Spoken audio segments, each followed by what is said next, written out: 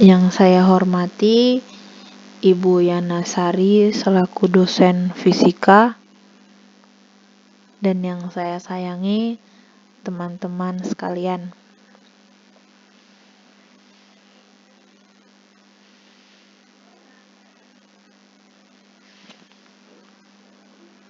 Assalamualaikum warahmatullahi wabarakatuh. Shalom, salam kebajikan untuk kita semua. Perkenalkan, nama saya Stefania Natariela Dagor, NIM 200-237, kelas FSB Angkatan 20, asal dari Kota Batam.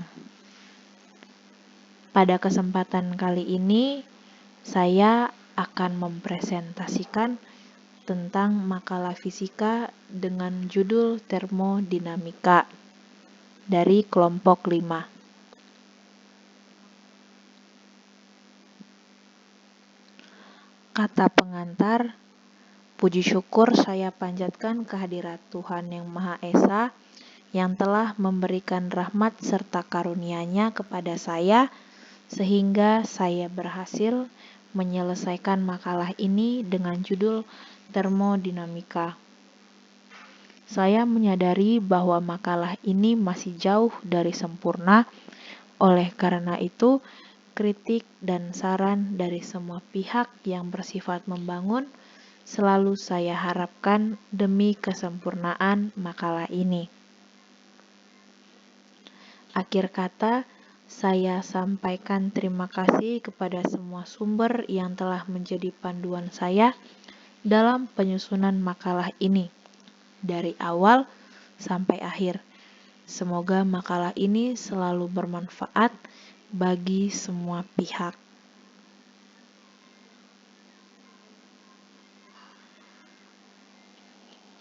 Pada bab pertama ini, kita akan membahas tentang pendahuluan. Pada pendahuluan ini, yang pertama terdapat latar belakang. Apa sih latar belakang dari ilmu termodinamika?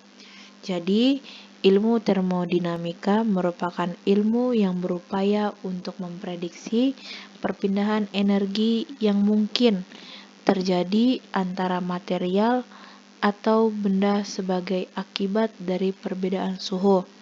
Ilmu termodinamika mengajarkan bahwa transfer energi yang dimaksud didefinisikan sebagai panas. Ilmu perpindahan panas tidak hanya menjelaskan bagaimana energi panas dapat ditransfer, akan tetapi juga untuk memprediksi tingkat di mana pertukaran berlangsung di bawah kondisi tertentu. Jadi ilmu termodinamika ini merupakan ilmu untuk memprediksi perpindahan suatu energi yang mungkin terjadi antara material atau benda akibat adanya perbedaan ataupun perubahan suhu sewaktu-waktu. Jadi pada ilmu termodinamika ini kita dapat mengetahui mengapa dapat terjadi perubahan suhu pada suatu benda ataupun pada suatu material. Selanjutnya, menurut jenis perambatannya, perpindahan panas digolongkan menjadi 3, yaitu perpindahan panas secara konduksi, konveksi, dan radiasi. Selain itu, pemanfaatan perpindahan panas dalam dunia industri salah satunya pada tungku boiler, oven, dan pada pembangkit listrik tenaga uap, di mana pemanfaatan perpindahan panas digunakan untuk menghasilkan 2 energi. Selanjutnya, bahan bakar yang diubah menjadi energi panas dalam bentuk uap, bertekanan dan bersuhu tinggi. Energi panas tersebut diubah menjadi energi mekanik dalam bentuk putaran.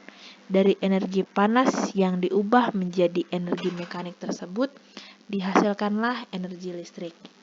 Jadi, pada perpindahan panas di termodinamika ini dapat digolongkan menjadi 3, perpindahan panas, yaitu yang pertama secara konduksi, konveksi, dan juga radiasi.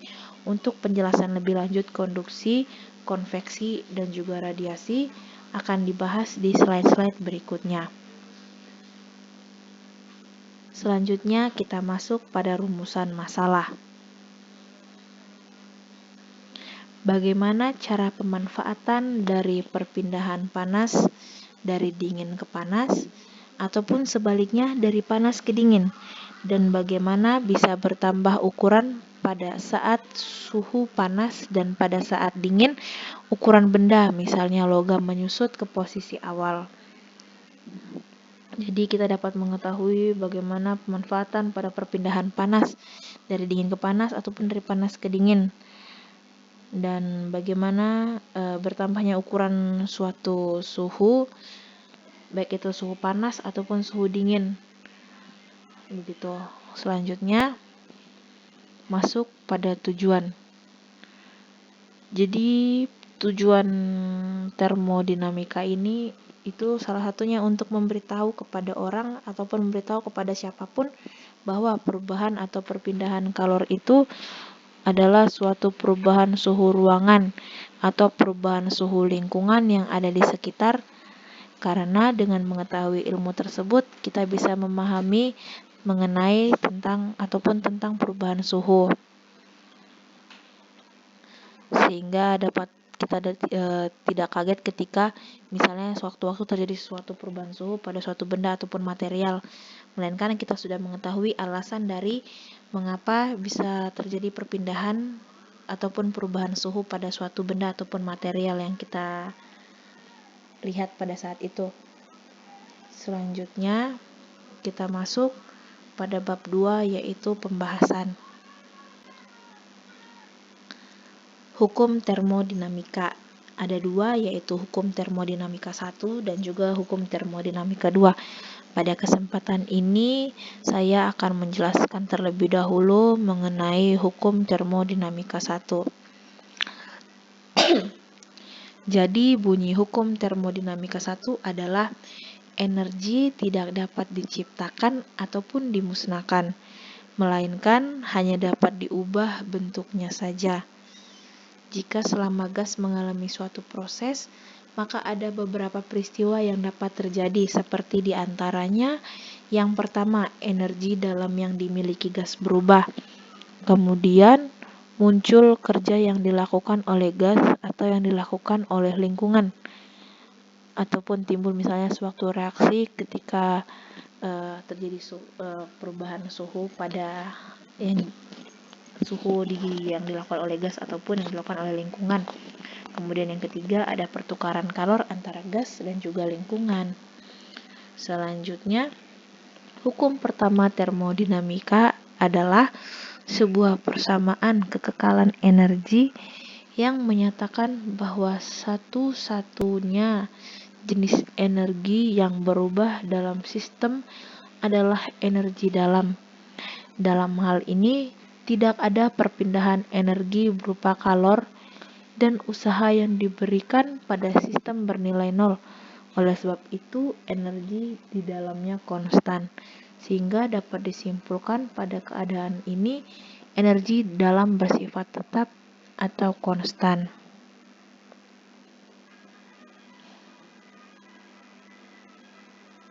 Jadi, energi yang berubah itu adalah sistem adalah energi dalam, jadi energi dalamnya berubah, sehingga dalam hal ini tidak ada perpindahan energi karena sistem di dalamnya itu masih bernilai nol, atau bisa dikatakan bersifat ataupun bernilai konstan karena tidak ada perubahan.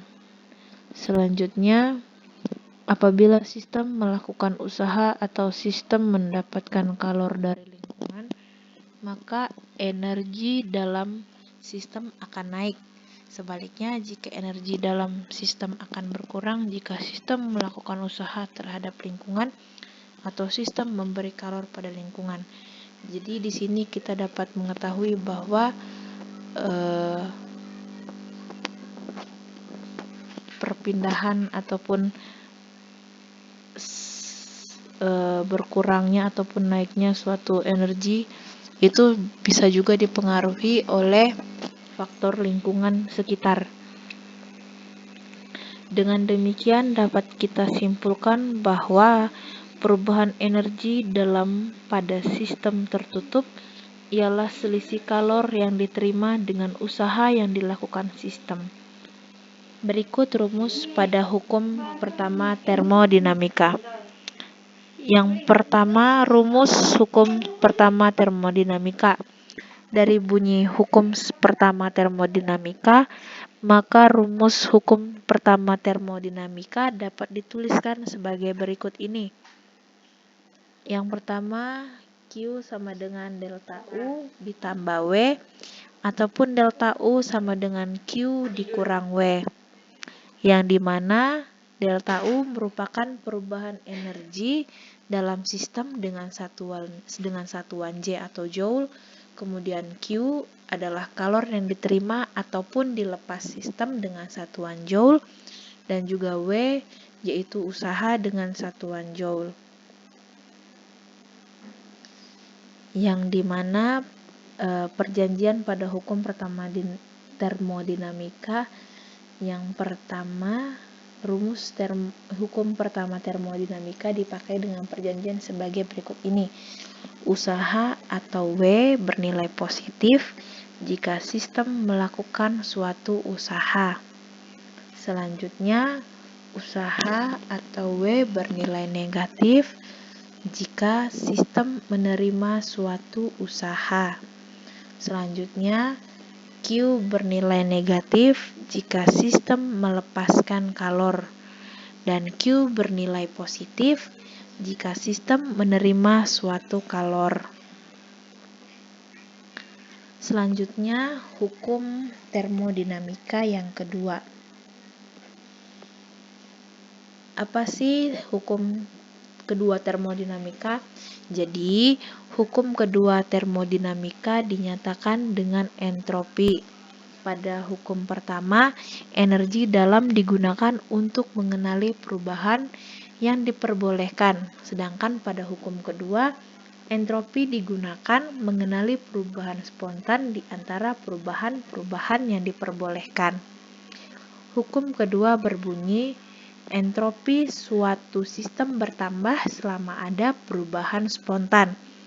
Proses irreversibel atau seperti pendinginan hingga mencapai temperatur yang sama dengan lingkungan dan pemuaian bebas dari gas adalah proses spontan, sehingga proses itu disertai dengan kenaikan entropi. Lalu proses irreversibel menghasilkan entropi, sedangkan proses reversibel adalah perubahan yang sangat seimbang dengan sistem dalam keseimbangan dengan lingkungannya. Pada setiap tahap, proses reversibel tidak menghasilkan entropi, melainkan hanya memindahkan entropi dari suatu bagian sistem terisolasi ke bagian lainnya. Semakin tinggi entropi suatu sistem, semakin tidak teratur pula sistem tersebut. Sistem menjadi lebih rumit, kompleks, dan sulit diprediksi. Untuk mengetahui konsep keteraturan, mula-mula kita perlu membahas hukum kedua termodinamika yang dikenal sebagai ketidaksamaan Clausius dan dapat diterapkan pada setiap siklus tanpa memperhatikan dari benda mana siklus itu mendapatkan energi melalui perpindahan kalor. Ketidaksamaan Clausius mendasari dua hal yang digunakan untuk menganalisis sistem tertutup dan volume atur berdasarkan hukum kedua termodinamika, yaitu sifat entropi dan neraca entropi.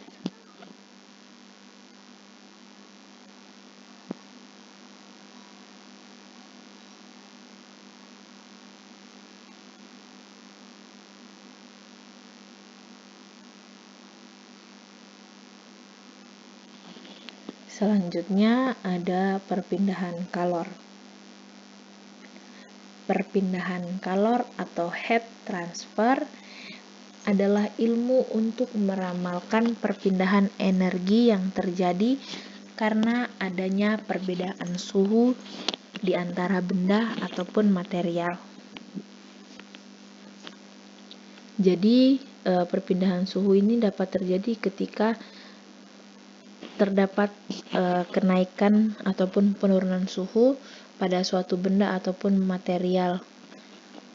Selanjutnya, di mana energi yang dipindah itu dinamakan kalor atau heat. Jadi energi yang berpindah pada suatu benda ketika mengalami penurunan ataupun kenaikan sebuah suhu itu dinamakan kalor. Kalor diketahui dapat berpindah dari tempat lebih tinggi ke temperatur yang lebih rendah. Hukum pencampuran kalor dapat terjadi karena kalor itu berpindah.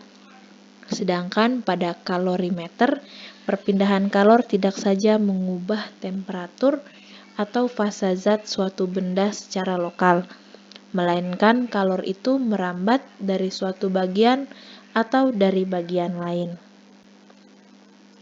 Selanjutnya, seperti yang dijelaskan di awal, terdapat konduksi, konveksi, dan juga radiasi. Yang pertama, saya akan menjelaskan mengenai konduksi. Apa itu konduksi? Jadi, konduksi adalah perambatan panas tanpa disertai perpindahan zat perantara. Perpindahan panas secara konduksi terjadi jika panas mengalir dari tempat dengan suhu tinggi ke tempat dengan suhu yang lebih rendah menggunakan media pengantar panas.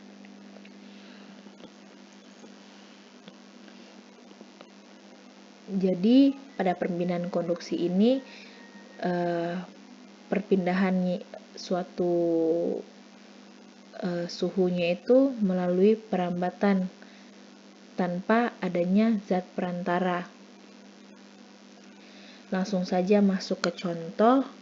Misalnya itu sendok stainless steel akan terasa panas saat dipakai untuk mengaduk kopi panas.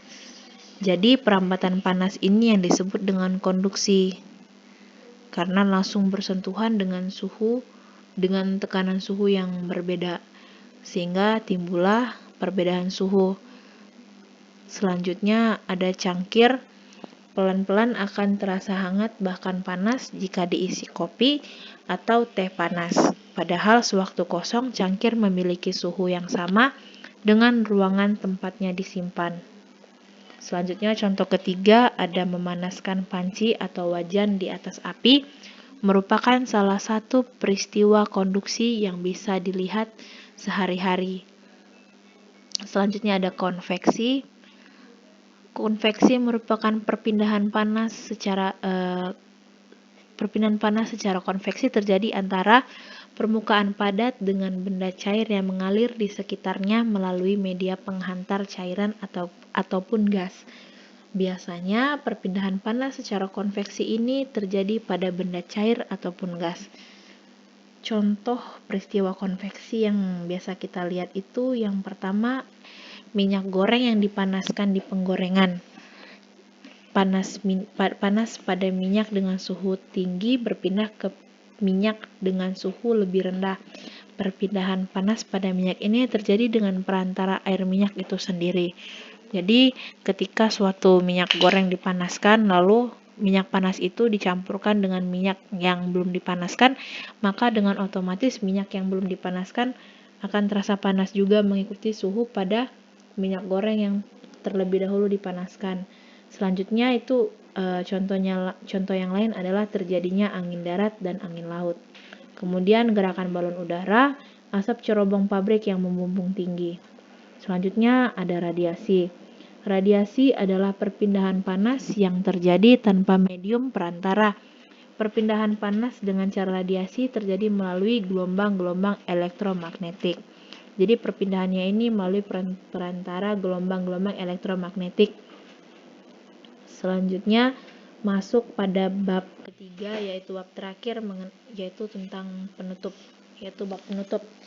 Jadi kesimpulan dapat kita ambil pada materi tentang termodinamika ini adalah dapat mengetahui cara perubahan suhu yang ada di sekitar kita dengan cara menentukannya, bisa menggunakan pengukur suhu ruangan, dan kita dapat memanfaatkan perpindahan kalor tersebut misalnya untuk mencuci baju dan dilanjutkan dengan melakukan penjemuran di terik matahari, sehingga otomatis baju tersebut akan dapat mengering karena terkena panas pada sinar matahari. Selanjutnya, termodinamika, suatu ilmu yang mempelajari ataupun membahas tentang panas dan kerja yang dihasilkan energi tersebut. Kemudian bentuk energi bisa berubah bentuk ke bentuk lain secara alami ataupun secara teknologi. Sekian presentasi makalah mengenai termodinamika yang dapat saya sampaikan. Terima kasih atas perhatian Ibu dan juga perhatian teman-teman sekalian terhadap presentasi yang telah saya presentasikan pada saat ini. Apabila saya memiliki kesalahan kata ataupun tindakan yang saya lakukan selama saya melakukan presentasi ini, mohon dimaafkan. Terima kasih kepada Bu Yana Sari selaku dosen fisika, dan juga terima kasih saya sampaikan kepada kelompok 5 yang sudah bekerja sama dalam terbentuknya makalah tentang termodinamika ini. Sekian yang dapat saya sampaikan. Terima kasih dan terima kasih.